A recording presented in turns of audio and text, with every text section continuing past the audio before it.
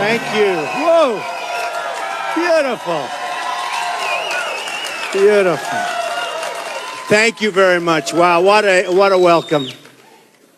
It's a terrific place, Iowa. Terrific. We just got in and I'm driving through these beautiful fields. I want to grab that corn like you've never seen. So rich, so beautiful. And thank you for being here on a Saturday. I know you could be doing a lot of we have such a huge crowd. We have another room that's packed like this one. And people standing outside, I don't know if we can let them in, if we can put them up, but we had so many people standing outside. I just want to thank you. And actually, the Des Moines Register is standing outside, too. You know, so, sort of funny.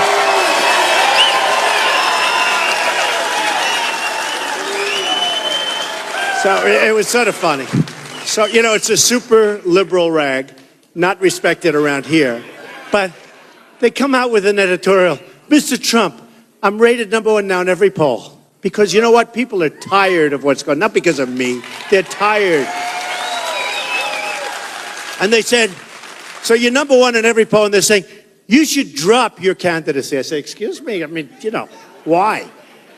But it's such an honor to be here and to discuss some of the things that have taken place over the last week. This has been a big week. First of all, Hillary is now officially under investigation for the emails. Big. That's big. You know, if you look at it, look, I don't think anything's going to happen to her because it's all Democrats that are doing the investigation. I mean, it's the way it is, right? And you look at the prosecutors, they're all Democrats. And they want jobs, and they want to continue onward. And, you know, the Attorney General is a Democrat, right? Oh, that's different. I agree with that. But, so you have all of these people, and it's just a game that goes on in Washington. It's terrible what's going on. And you look at General Petraeus as an example. So he was a general, did a very good job, although, I don't know, you know, that whole thing is such a disaster with what's going on. But he did a good job, and he was a respected guy. And he did much less than Hillary, much less. In terms of information, in terms of importance, in terms of volume. I mean, he gave a little bit. You're talking about years and years and thousands of emails, and they destroyed his life. His life is over. They've destroyed him. He's like a ruined man. I saw him. He's like a ruined man. And with Hillary, she's supposed to be running, and she's favored to win. Not against me, she's not favored, I'll tell you that. But she's favored to win, so... Look, if the prosecutors are honorable, and they may be, if they're fair, if they're just, sadly, bad stuff has to happen because what she did is very criminal and very serious, and it's too bad. It's too bad. And I don't know how a person with that cloud over their head actually can be running for the office of president. You know, you wouldn't think so. So we'll see what happens. It'll be very interesting. And you don't hear that talk from other politicians. It's almost like they have, you know, even these Republican guys that I'm running against. It's like, you're not going to hear that. You know, they protect each other because they say that could be them, that could be this. I got to take it easy. I don't want to. Me, I don't care. I say the truth.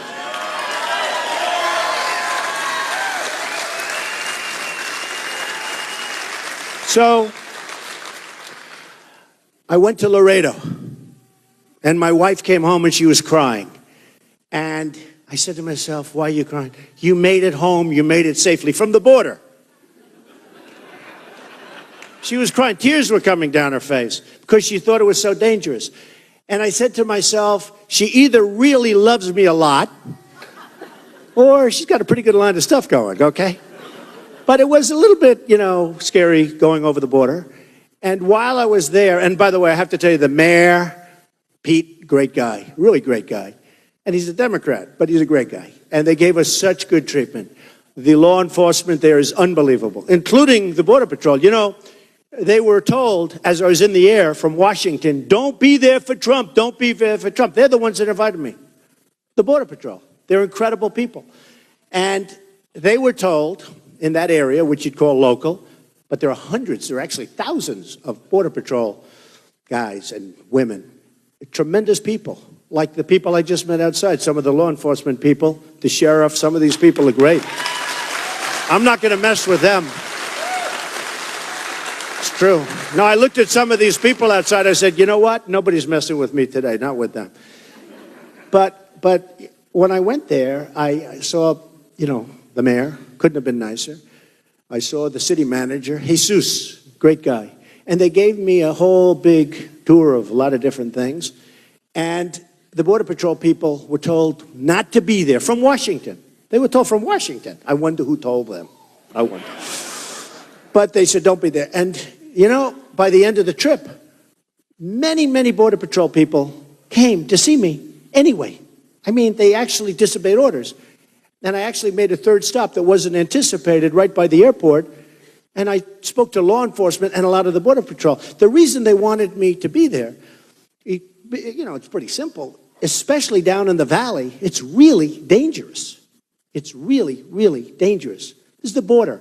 Remember I made the statement about Mexico is sending and people are coming and everybody says, oh, what a horrible thing. Well, now I have journalists calling me up. I have people calling me up saying, we apologize. I was right.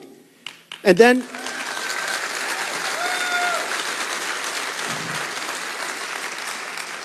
of course, you had Kate, beautiful Kate, incredible family, the mother, the father, the brother, Brad. They're incredible people. I spoke to them. And you have these people, and they are living in hell. They lost this incredible person, shot, as you know the story very well, shot by an illegal immigrant that came over. I don't know if he was forced over or he came over 5 times. And then the 5th time was disastrous for a family and for a country, frankly. And Jamil, the football player, young boy, incredible father, Jamil Shaw, who I got to know, unbelievable kid. And he was coming home, he was walking home from the deli, a few minutes away from the house. And his father tells the story. I mean, everybody, even the reporters, I knew some hard veteran reporters, and there's tears coming down their eyes. We had a conference in California a couple of weeks ago with 6 families who lost their children to illegal immigrants. It's a big problem, such a big problem, and nobody wants to talk about it. Such a big problem. In the case of Jamil, applying to Stanford, excellent player, good student, incredible parents and father, who I got to know the father really well. And he was 5 minutes away, and this guy just walks up to him and shoots him. And after he's down, he takes a gun and shoots him again. And he didn't do anything. In fact, he called his father. He calls his father affectionately, like my kids. He said, old man, he used to call him old man, I'll be home in about 4 minutes. And right after that, a minute later, the father heard a shot. And he said, oh, no, that can't be. And his son was laying there, shot by an animal that shouldn't have been in this country. And people coming across the border are coming from many places, not just Mexico. I mean, they're coming from many places. And, they tried to put a Mexico thing. I love the Mexican people. I have thousands of people over the years, thousands of people from Mexico, from all over, Hispanics that work for me. They're incredible people. They work hard. They're great people. And Mexico is a country I respect. And I've said this. The problem is that their leaders are too smart, too cunning. They're just better. They negotiate better. They're tougher. They're much smarter than our leaders. Our leaders are dummies. They don't know what's happening. It's true. No, they're incompetent. They're incompetent.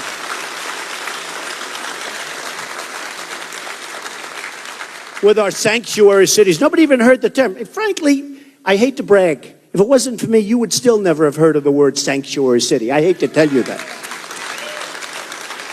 And, things that we never even heard about. And what's happening is there's a movement going on, folks. There's a movement going on, and it's a very strong movement. We want to take back this country. We have to take it back. We have to take it back. And actually, one of the very big reporters called me and actually used the word movement. Because it is, they just came out, The Economist, just came, very highly respected business magazine, very respected poll. And they just came out, and I think I'm at 28, and Walker is at 14. And we'll talk about Walker in a second, because that's a whole big story. But Walker's at 14. I think Bush is at 13. 28. They're saying, what's going on? It's a movement. I'm telling you. So when I was in Laredo, I met some incredible people. And, I'm watching thousands and thousands of trucks and buses and cars. Basically, it's a gateway into Mexico. And I asked people that were there, experts, because they were giving me like a whole big charrette. And I asked some of the people, I said, so let me guess, because I'm looking at these cars just flowing and trucks flowing into Mexico. And again, I respect Mexico for this. I like Mexico for this. I just wish our leaders were the same. I'm not knocking them. I don't knock China because they outsmart our country. We rebuilt China with the money they drained out of our country. We rebuilt it.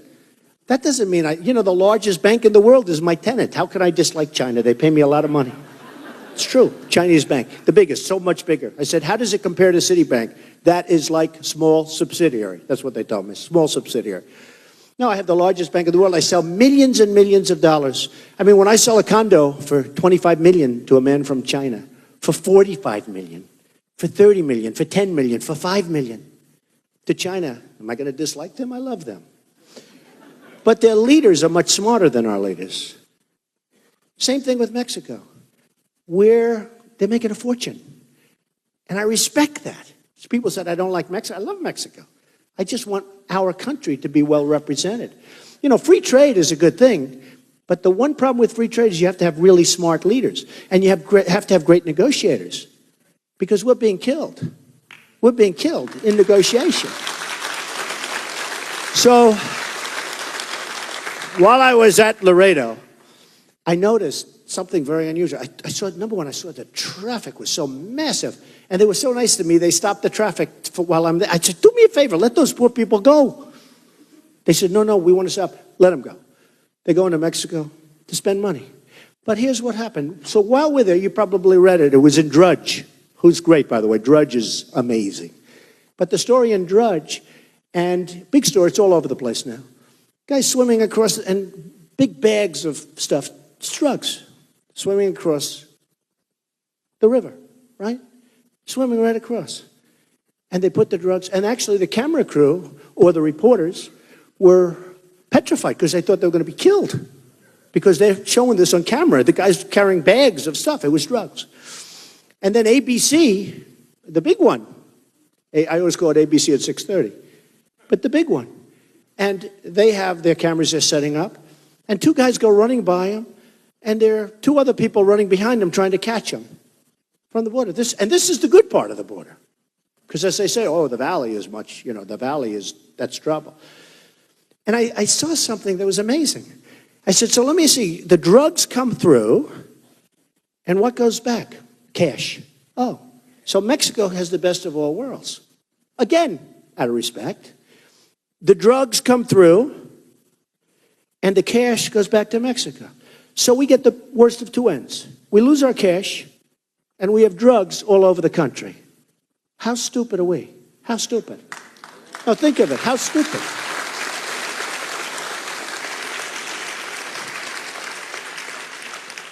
So that wouldn't happen with me. Believe me, that won't happen with me.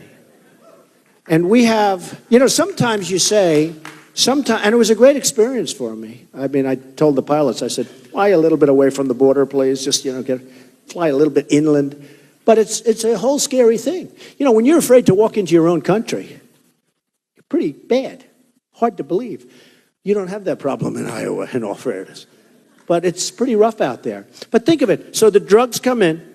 We get the drugs, bad stuff. The cash goes out, so we get it by. So it's got to be straightened out. We need a border. It's got to be strong. Combination of walls, combinations of fence, combinations of great border patrol. These people are great. The reason they wanted to meet me is because they wanted to explain how bad it was. That's all. They didn't like the way I look. They liked what I said. And many of the families that testified last week before Congress, whose children were killed, I was so honored by it, more honored than just about anything I've done. They said if it weren't for Donald Trump, nobody would even know how serious this problem is. I was so honored. Almost all of them said.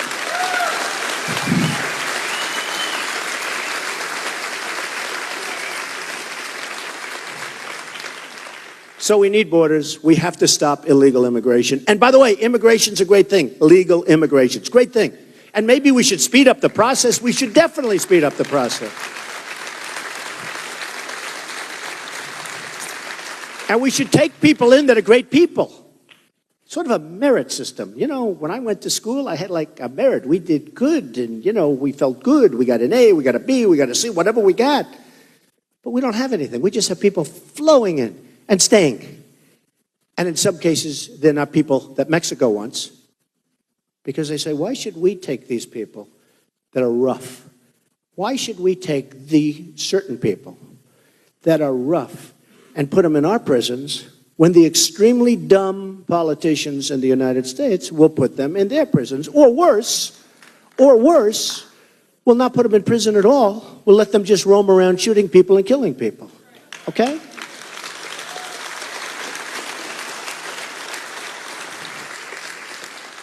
So then we have another thing happened this week, the Iran deal. Okay? You know, I sometimes start speeches by saying, we don't win anymore in this country. We don't win. When was the last time we won? We don't win. When did we beat China in a trade deal? We don't win. When did we beat Japan? I mean, Japan sends us millions of cars. I was in Los Angeles last week. I looked at some of these boats. They're the biggest boats. I've been around. I've seen boats. They're the biggest boats I've ever seen. They're sending us millions of cars. We send them, in all due respect, wheat. Okay? Not a good trade. I love wheat. It's wonderful. But I'd rather be sending the cars than the wheat. Does that make sense to you folks? We send them cattle, and in many cases, as you know, you've been reading, they won't take our cattle because the farmers don't want it. They're always fighting to get it in. And yet they drop millions and millions of cars. So I heard that the stat is about, let's say we're 100% over here, and we're under 20% over here. So we're sending 19, 20%. And not as profitable stuff, because it's very perishable. So we're very expensive to transport. Whereas a car, you put it on the boat, and it goes, right? So we're sending them very perishable stuff here. That's 20%. They're sending us automobiles that we have up to our gills. So that's over here, right? And I said to myself, so easy. All you have to do is say, hey, look, you won't take our cattle, you won't take our wheat, you won't take anything. You don't want it because you say the farmers don't want it. That's okay, I understand that. But maybe we'll cut your cars down to the same 20% so we have a balance, okay? That's all you have to do. No, it's all you have to do.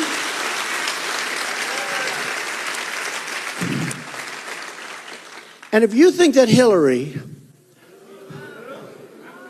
or Jeb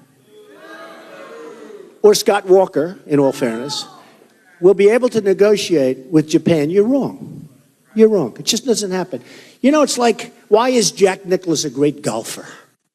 He can't even explain it. Nobody knows, really. Why? It just is. Got something in your gut. Why are the great baseball players great? Why do they hit? They asked Babe Ruth. He had more home runs one year than the entire league. It's pretty good, right? And people would go up to Babe Ruth and they'd say, Babe, how do you hit the long ball? And he'd say, I don't know, man. I just swing at it. It's called talent. Talent. Well, you know, a business person, a good one, like me, but a good one, and some of the people in the audience, by the way, and you know what I'm talking about.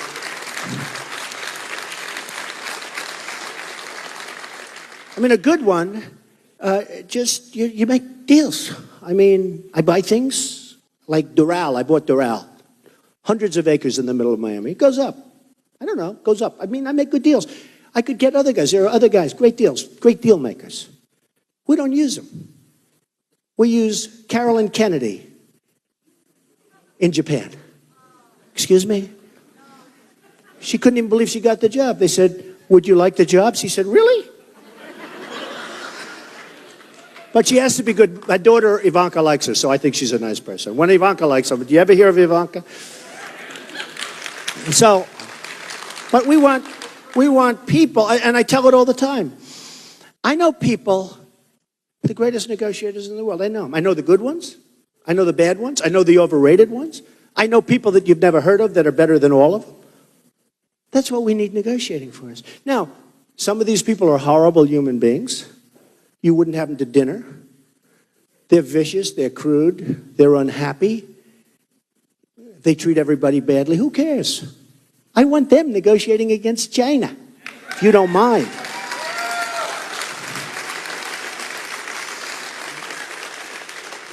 I mean, there's so many. You take a Carl Icahn, he's a friend of mine. He'd be great. I'll say, Carl, take China. We're going to do very well. Okay, that's the end. I don't even have to say do this or do that. You take Henry Kravis, you take Schwarzman, there's so many. And they're great. But we don't use them. We use people that are donors. We use people that are friendly with the lobbyists. And it's a big problem. For instance, I read where Jeb Bush raised over $100 million.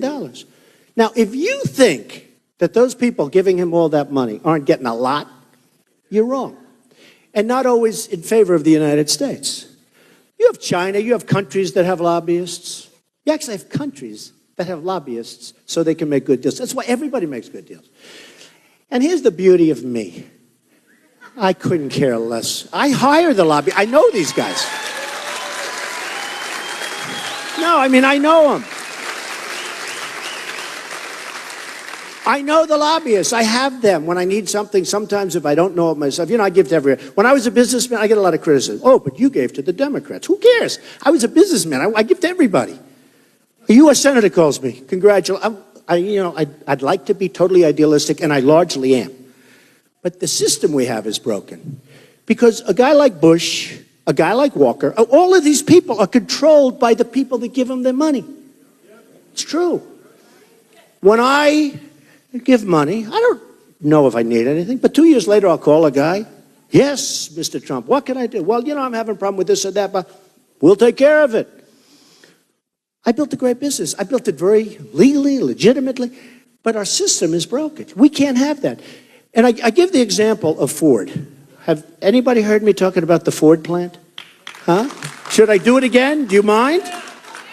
I just give, because it's such a great example. So Mexico's done a fantastic job from an economic development standpoint. Not only with the trucks going back, I'm talking big. It's becoming the car capital of the world. They're doing an amazing job because their people are very smart. Their leaders are very smart. And Ford announced that they're going to move a lot of their workers out of this country, but in particular, they're going to build one plant, $2.5 billion. You ever see? Hey, in Iowa, $2.5 billion, that would build a plant bigger than any field you have. Is that right? $2.5 billion. I said, wait a minute, you mean 2.5 million, right? They said, no, 2.5 billion. Okay, it is, 2.5 billion. So they're going to build this plant to make cars. And these cars are going to be sold all over, but they're going to come into the United States. No tax, no nothing. What means you're going to close up in Michigan, you're going to close up another place, you're going to build this massive plant. And I said, so what would I do if I'm President Trump? It would be very easy. I wouldn't even call any of the people I told you about. I don't have to call Carl Icahn. I don't have to call anybody. I can do this so easy. It's too easy. I'd do it with a phone call. I'd call the head of Ford. And I'd say, congratulations on the new plant you're building in Mexico. I think it's a wonderful thing. Congratulations. I'd say, thank you very much, Mr. President. Let me give you the bad news. Every single car and truck and part that comes into the United States, we're going to tax you 35%. Okay?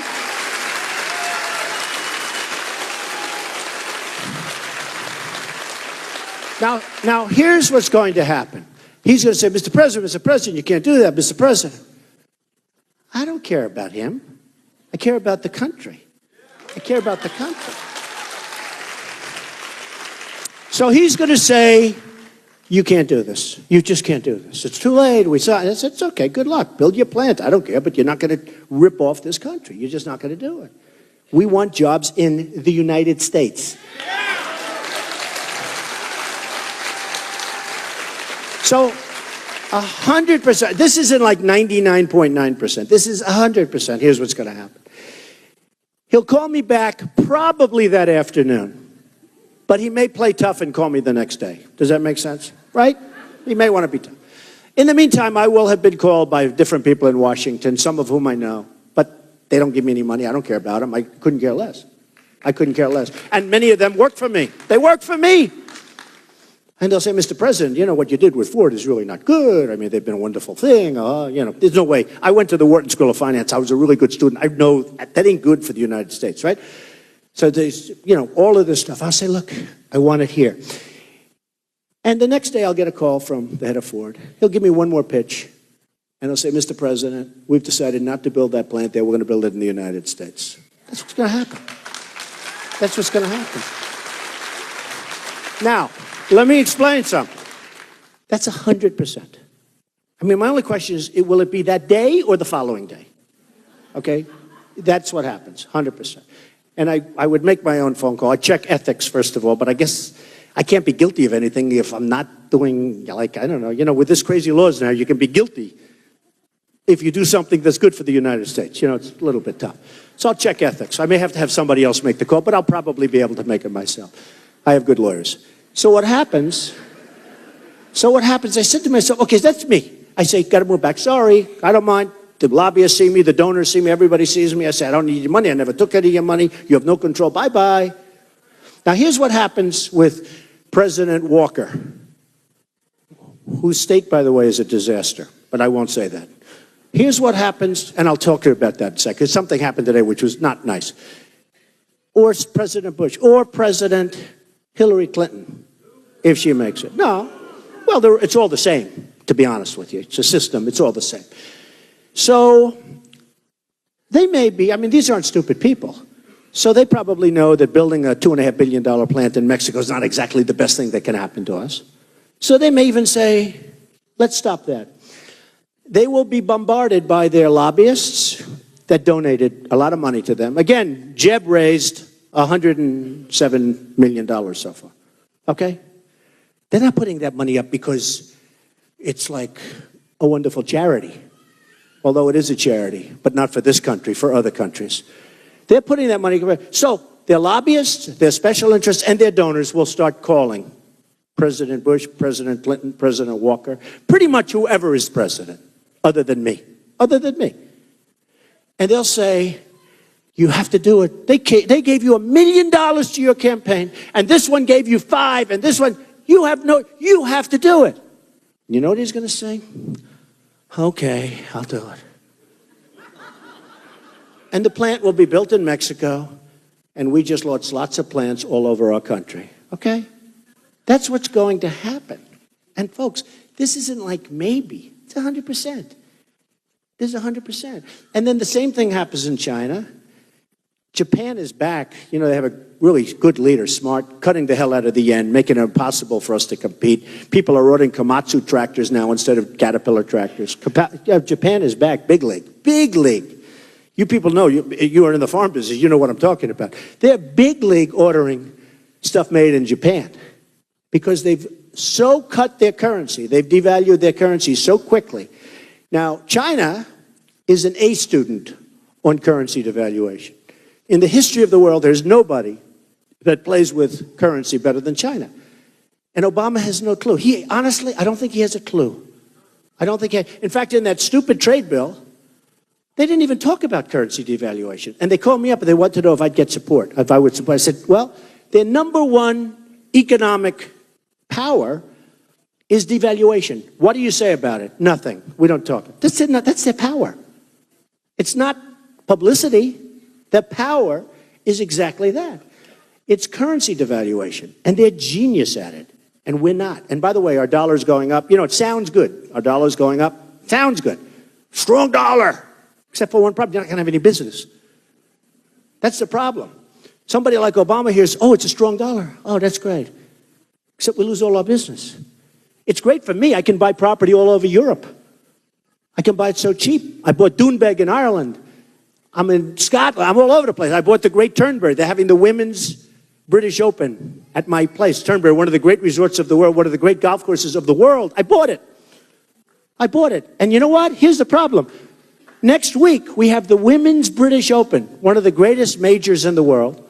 I don't even know if I'm going to be there. Do you think I'm going to be allowed to take 2 days off and just go for 2 days and see, should I or not? Or should I stay? No, I know. My people say, oh, can you stay here and make more speeches? I said, can't I just go see for 2 days? 2 out of 4 days. I mean, you know. So anyway, but it's at Turnberry. But, you know, you can buy over there because the dollar and what's happening with all of the other currencies. And let me tell you, I mean, there are certain good things about a strong dollar, but mostly it's going to suck us dry.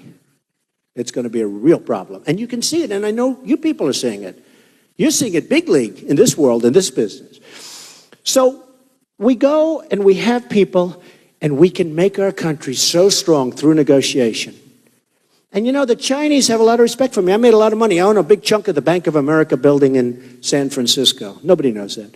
Nobody knows what I own. You know, I have these guys, maybe he's not worth 10 billion. I think he's only worth 7. I'm actually worth more than 10, but you know, remember they said he'll never file? They said he'll never run.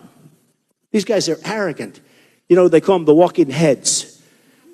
You know, the political pundits. They're arrogant people. They're terrible. And you know, the ones that hit me the hardest are the conservative ones. The liberals like me better than it's the craziest thing. And I have nothing liberal going about me. I think they like my style better. You know, it's funny. But the walking heads. So they say, he'll never run. Ever, never. You know, with such confidence. Then I announce I'm running. They say, oh, well, he'll never sign his paper. You know, it's a single page which sort of says, you know, you're putting up your life. Big thing to sign. They'll never sign his FEC paper. I signed the paper. That's it. They say, huh, well, putting yourself on the line. Hi, folks. I feel guilty with these folks. How's my hair look back there? You know, it is my hair. I take more abuse. I had a story recently. It was so good. They say he's a financial genius, but he said he wears the worst hairpiece I've ever seen. I'm saying I can't even give the story to anybody, and it's not true. Anyway, so they said he'll never, ever in a million years sign his paper, sign the paper. Then they say, oh, but he'll never put in his financials. So I have these accounts. I paid a lot of money. I have these accountants all over the place because I think it's 98 pages or something. It's the largest one ever filed. It's the largest numbers ever filed. And I put that in. They don't know what to say. They don't know what to do. They have no idea what to do. And they thought I wouldn't file because they said, well, he's probably not as rich as people think. But then it turned out I was much richer. Now they don't know what, they're really screwed up. Much richer. In fact, I'm so proud. I'm unlike Mitt Romney. You know, he ran from it. And his numbers were peanuts in all fairness. And I was very disappointed because he choked. I mean, I don't know, something happened to him that last month and a half. I don't want his endorsement, believe me. I will get it. But he choked. That last month and a half, he was a disaster. I said to him, Mitt, why aren't you on television? Obama, say what you want about Obama. He was on Jay Leno. He was on David Letterman. He was all over the place. I said, where are you? And he wasn't there. So he choked, you know, like an athlete. Sometimes they choke, and that's bad. But I put the numbers in, I put the papers in, and then I go, and now people think I'm running because, you know, nobody thought I was running because they listened to these people. So now people say he's running, and then the polls start coming out because, you know, when I'm not running, it's different. Let me ask you a question. You, because you look so friendly, stand up for a second. Before you, with the glasses, handsome guy, stand up. Before you thought I was running, you wouldn't give me a poll because you say, hey, Trump's great, I love Trump and all that stuff, but he's not going to run, I'm not going to wait, right? But after I run, it's a different story. Now you like Trump, is that right? You better believe it. See, I picked the right guy. Thank you. Thank you. See, that's a very dangerous thing to do because it could be he's not a Trump fan and then the whole day is over, right? Thank you. That was great. So the polls now are coming out. And I'm just killing everybody. I'm even like surprised. And a lot of people are surprised. And the biggest people are calling me saying this is a movement, as we said. And it's just a great feeling.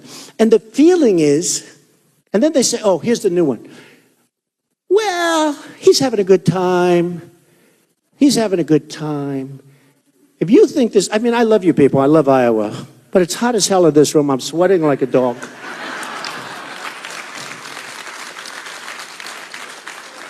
And I could be doing something else right now. I mean, honestly.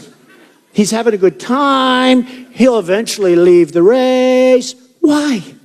I've already had Macy's which is a terrible company with chicken. I mean, just a chicken company. The guy was a good friend of mine, and he let me down. And you know why he let me down? Because I want to stop illegal immigration, so they got angry. And it was peanuts anyway. It wasn't a big deal. But I just hate to see. And by the way, so many people are boycotting Macy's. I love it. I love it. I love it.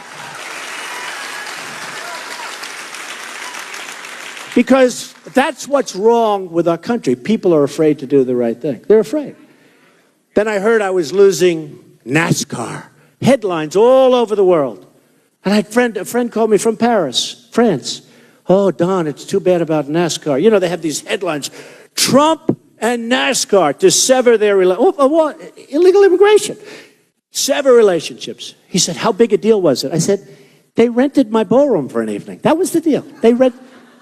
And I'm going to rent it to somebody else, hopefully for more, and keep their deposit. That was the deal. It's true.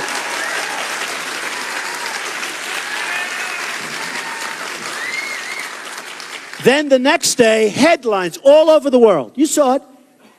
ESPN to sever ties with Trump. I get calls from my friends. Oh, Donald, so bad. You're taking such a beating. You're taking such a terrible beating. And you know what that was? That was a golf outing in Los Angeles on a wonderful course along the ocean that's fantastic. So now they're going to a third-rate course and they're not very happy. And by the way, they all say, don't worry, Donald, we'll be back next year.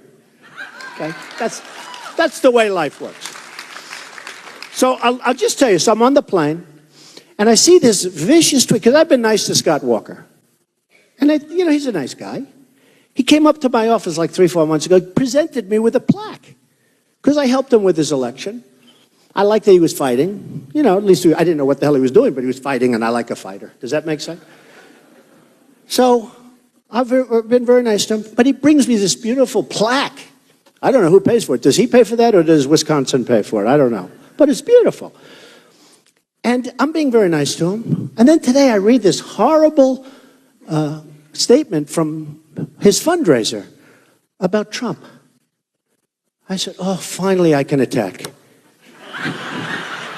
Finally. Finally. I would have never done this. I didn't know. Because I hear the only one beating me in Iowa is Scott Walker, and not by that much. And he grew up next door. I mean, he's like right next door. A little advantage, right? Except Wisconsin's doing terribly. It's first of all, it's in turmoil. The roads are a disaster because they don't have any money to rebuild them. They're borrowing money like crazy. They projected a $1 billion surplus. And instead of a $1 billion, I wrote this stuff all down. Although I don't need it because I have a really good memory. But they projected a $1 billion surplus. And it turns out to be a deficit of $2.2 billion. And money all over the place. The schools are a disaster, and they're fighting like crazy because there's no money for the schools. The hospitals and education is a disaster. And he was totally in favor of Common Core. Did you know that? He was totally in favor of, and which I hate. You got to educate your children from Iowa, not some bureaucrat in Washington making $100,000.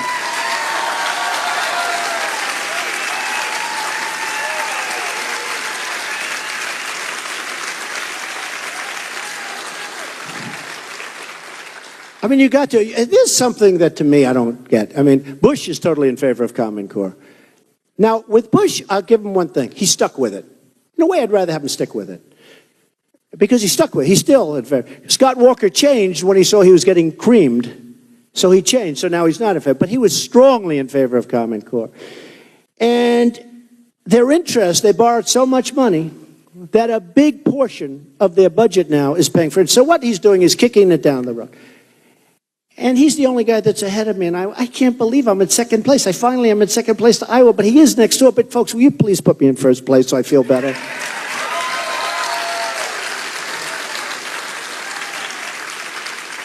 So we had the illegal immigration, and last week it became heavy, heavy, heavy with our incompetent leaders in Washington. I hate to use the word leader because they're not leaders. Our competent politicians in Washington. And it really turned into a battle for the veterans, because nobody fights harder for the veterans than me. I built, with a small group, the Vietnam Memorial in Manhattan, believe me. And I got a lot of credit for it. And I put up the money. So, years ago, and I tell this story, I put up a lot of money and worked hard with a very good small group of people. And we built the Vietnam Memorial because they would never treat it properly, especially from Vietnam. They would never treat it properly. And I'm not so innocent or anything, but I felt this is something I can do. This is my wheelhouse. This is what I do. I'm good at that. I'm good at money, and I'm good at building things, right? Does that make sense? I might not be a great soldier. I don't know. Maybe I would. Maybe I wouldn't. But I'll tell you, I am good at this. And we built this gorgeous, and I've done many things like that. Woolman skating rink in Central Park, so many different things. But never has any group of people thanked me so often. And this was years ago. This was a pretty long time ago. But every time I see a vet, and especially a Vietnam vet, they say, Mr. Trump, thank you for the memorial. Nobody else. Everything else I do, people have forgotten it's gone. It's gone. Short memories. But the Vietnam Memorial is like something I'm very proud of. And it's beautiful, right on the East River. I mean, it is really beautiful. Looking at one of my buildings, actually, but I didn't build it for that reason, because I didn't even own the building at that time, so that's good. But I'm very proud of that. But people, they love it. They thank me, and everyone else forgets. So I've been fighting hard for the vets, because the vets are being treated like third-class citizens in this country, and they're our best. They're our best. And when I came here today, they said, we have literally 7 or 8 in one day, hundreds, I don't even know what the number is, hundreds, many hundreds of letters from Vietnam vets thanking me. Can you bring them up? Just bring them up if you have them. Do you have them someplace? Where are they? Oh, here they are. Wow. Oh, wow. Look at this. This is from veterans. Each page, different letter. This is one day. We have so many.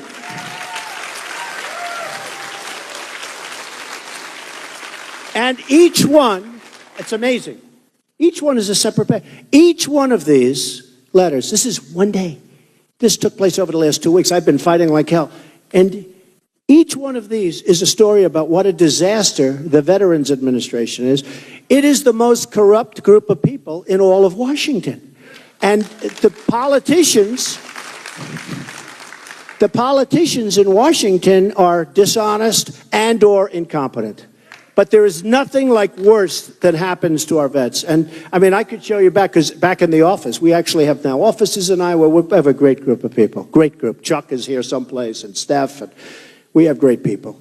But they said that back in the office, you can multiply this times 10. Times 10. This is less than a day. So, and these are letters of horrible stories and horrible complaints. The waiting list as of last Wednesday was longer than a waiting list has ever been in the history of the VA. The waiting list to see a doctor. Okay? I mean, who can do better than Trump? I fix things. I get things to work. I manage.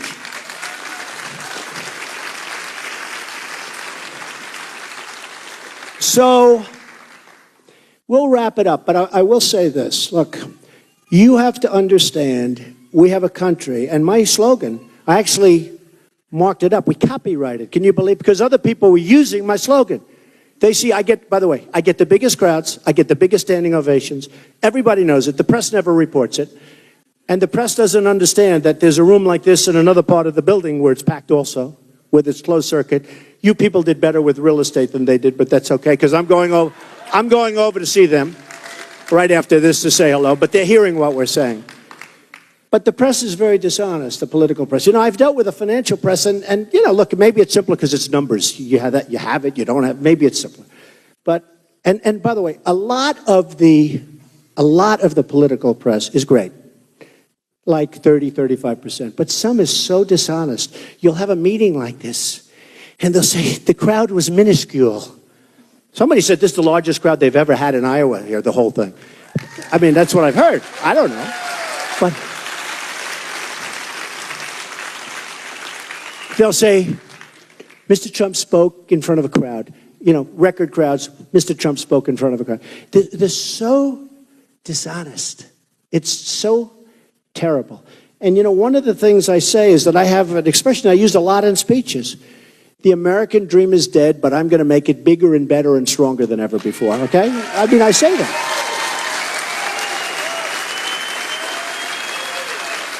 I say that.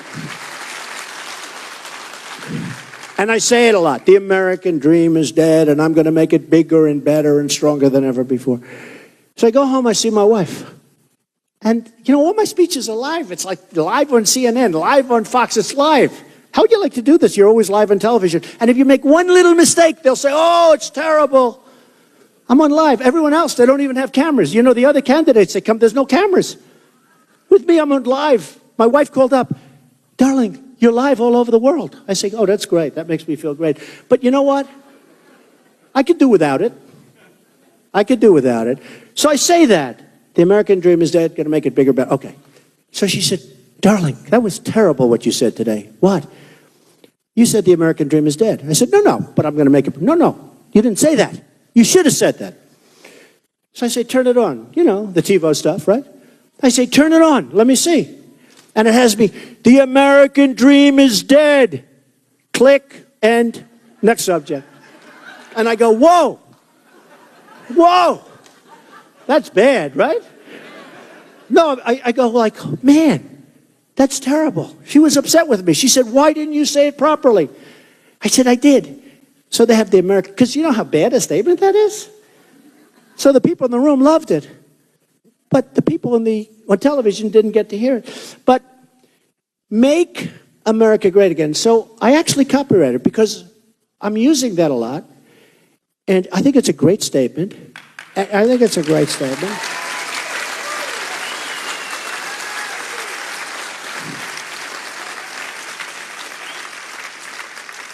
And all of the candidates have, you know, different statements. You know, one of them has, I think, rise. I'm saying, excuse me?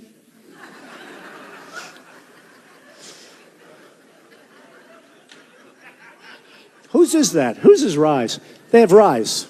Whose is that? Who came up with rise? That's not a good. Probably paid $1 million to some guy, you know, to come up with that one. No, but I love it, so I copyrighted. So I actually won the copyright. I got a copy. I didn't even know I could do that. Good lawyers. I'm very good with contracts. Don't you want that? Don't you want that? You know, a woman got up, because I actually think I'm a nice guy. I love people. I have lots of fun in life. I've been great at what I do. I've had big success. Hey, went to the best school. I was a good student. I got out. I built a fortune. I had a book, The Art of the Deal, which everybody read probably, right? Oh, it's right there. Look at them. But it was I guess the #1 selling business book of all time. I do the show called The Apprentice. It becomes a big hit. Let's see how well it does without Trump. You know, I told NBC I'm not doing it. They were angry at me. They came to my office, the head people from NBC and Comcast, just before I announced. They came to my office to see if I would not announce. Would I do The Apprentice? And you know, it's big. It's a lot of money. Hey, did you see? I put down $213 million. That's what I made from The Apprentice. And you had some clowns on top. There's no way. And then I said, I'll tell you what, I'll bet a year's salary, your salary, not my salary, because if they made a mistake, I would. If you're right, I'll pay you a year's salary. If you're wrong, we'll split it. You'll do it the other way, right? So then they found out I was right. I'm right. So 230. So when I do, you know, when I say I'm not doing it, Mark Burnett called me. Good guy. He did The Apprentice, Survivor, you know. He said, Donald, you're turning down an extension. Nobody turned. Let me tell you, what I'm giving up, not only there, but what I'm giving up in deals that I'm not doing, it's, you know, somebody said, oh, how much will the campaign cost? That's peanuts compared to what I'm giving up. That's peanuts. The campaign is my smallest cost. I'm doing it to make America great again. That's all.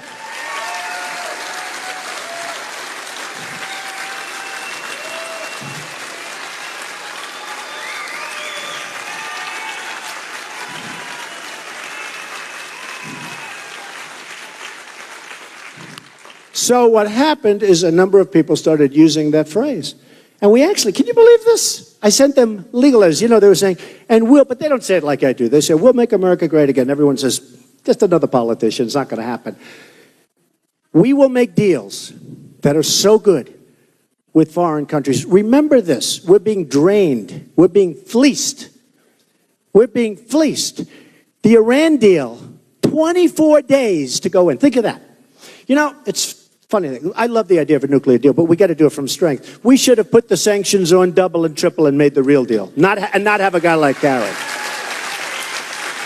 Not had a guy like Kerry.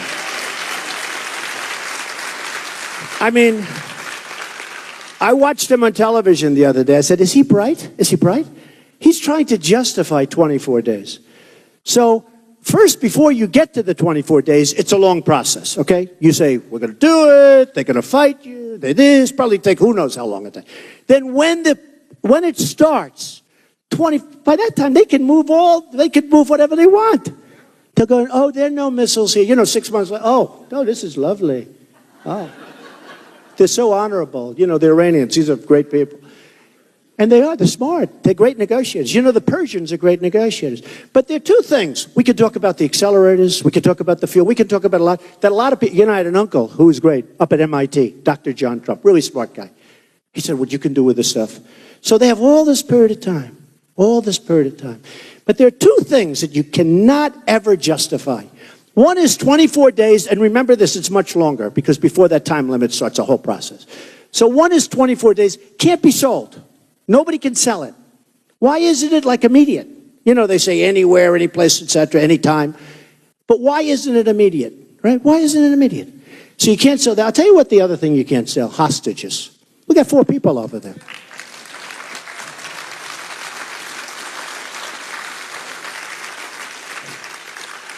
And I guess you could say the third thing is $150 billion that we give them. So they are going to be, I mean, if they were a stock, I would buy so much of Iran right now. Do you saw how good I did with picking stocks? You see that? All those stocks went up, I think, 48 out of 50. I was very good, even though it's not even my business.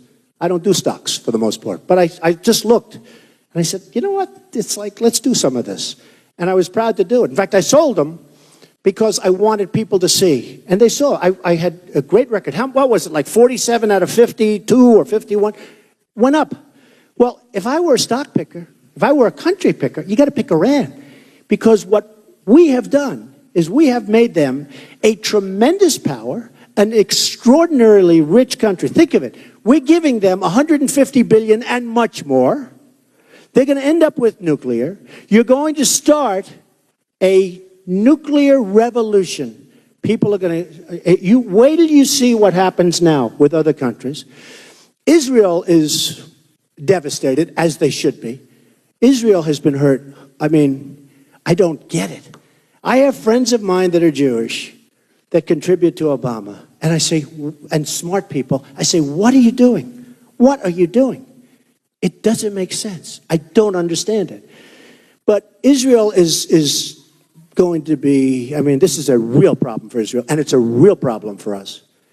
And then you see today, I don't know, did you see the picture of Obama with a gun to his head? It was a caricature of Obama, where the supreme leader, I see on NBC the other day, they said, the supreme leader, he's not my supreme leader, don't call him the supreme leader. It's a great term. That's like a term that Trump would use, supreme leader, that's great. He's not my supreme leader, so don't use that term. Say the leader of Iran. Don't say the supreme, they say the supreme leader. And he said today or yesterday, big thing in the papers. It says, don't mess with us. Don't mess with us. And you know, the chief negotiator, who I watched on television, and as soon as I saw him, I said, this guy Kerry cannot deal with him. Cannot deal with him. It's a different level. It's like the New England Patriots playing my high school football team. No, that's what it's like. That's what it's like. And you can't deal with them. And you have to, I mean, it's so devastating to see what happened. But the 3 things, the money, okay. And then the other 2 things, 24 days, and why don't we get? So they said about the prisoners, this, I mean it. They said we didn't want to talk about the prisoners because it would complicate the negotiations. Think of this. You know what it is? Fellas, we want our prisoners back before we start. Give them back. They'll give it. If you have the right messenger, There are people in this room could do it good. There are people here, I would do it great. You walk in, fellas, before we start. This should have been done before we start, not at the end. Should have been done before. This should have been done.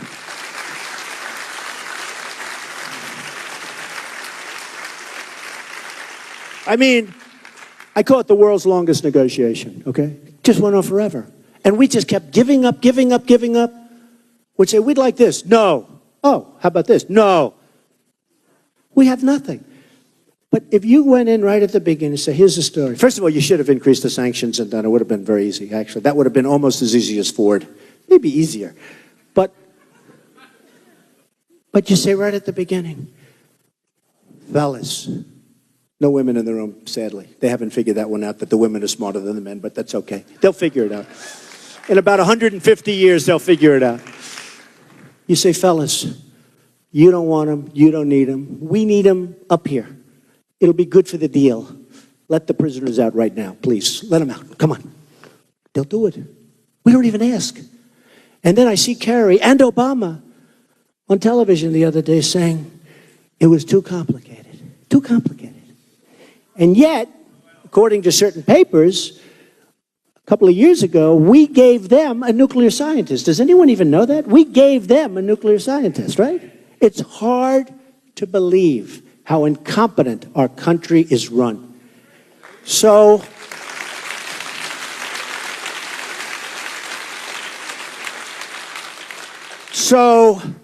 it's an honor to be with you, and I will tell you, if I'm elected president, we will, and very quickly, make America great again. Thank you very much. Thank you. Thank you.